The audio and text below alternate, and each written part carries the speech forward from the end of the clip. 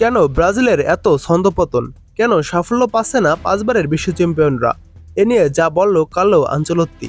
দেখুন, গতকাল 25 সদস্যের ঘোষিত স্কোয়াডে কাসেমিরো, রিচার্লিসন ও অ্যান্তনি কেফরানো হলেও নেইমারকে রাখা হয়নি। স্কোয়াড দেখার পর ব্রাজিলের অনেক সমর্থকদের মনে প্রশ্ন জেগেছিল, দীর্ঘ সময় দলের প্রাণভোমরা হয়ে থাকা নেইমার কি তাহলে আনচেলত্তির পরিকল্পনায় নেই? কাল সংবাদ সম্মেলনে ব্রাজিলিয়ান সাংবাদিকেরা আনচেলত্তিকে এই প্রশ্ন করেছিলেন।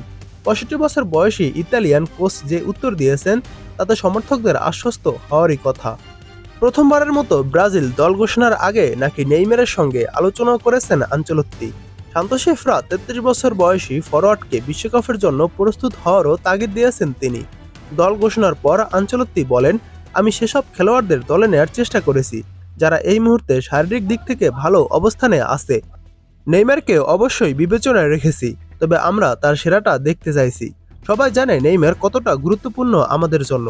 এ সময় আনচেলত্তি আরও বলেন, সে বিশ্বকাপ খেলার জন্য ব্রাজিলে ফিরে এসেছে, প্রস্তুতিও নিচ্ছে।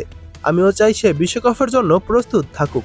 বিষয়টি খোলাখুলিভাবে জানাতে আজ অর্থাৎ কাল সকালেই আমি তার সঙ্গে কথা বলেছি।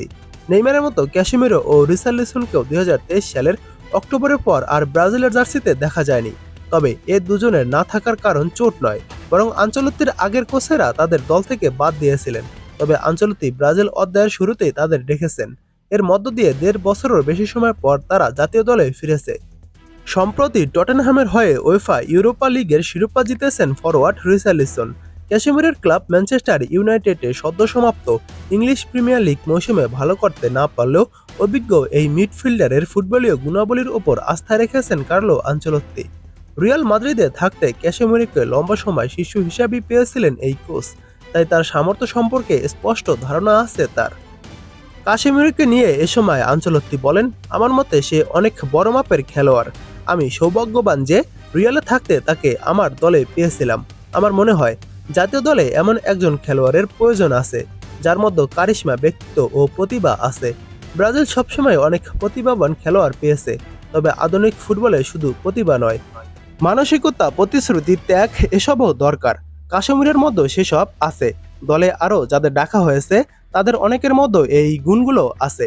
2021 সালে টোকিও অলিম্পিক ফুটবলে সোনা জেতার পর আর বড় কোনো সাফল্য নেই ব্রাজিলের। লম্বা সময় ধরে দলটি কেন প্রত্যাশিত ফল পাচ্ছে না এর কারণও ব্যাখ্যা করেছেন কার্লো আনচেলত্তি। তিনি বলেন, সত্যিটা হলো ব্রাজিলিয়ান খেলোয়াড়রা তাদের জাতীয় দলকে খুব ভালোবাসে। এটা তাদের স্বাভাবিক চিন্তা ভাবনাকে প্রভাবিত করতে পারে। এই কারণে তারা কখনো কখনো ভালো খেলতে গিয়ে অনেক বেশি চাপ অনুভব করে। এই চাপই তাদের ভালো পারফর্ম করার পথে বাধা সৃষ্টি করে বলে থাকতে পারে।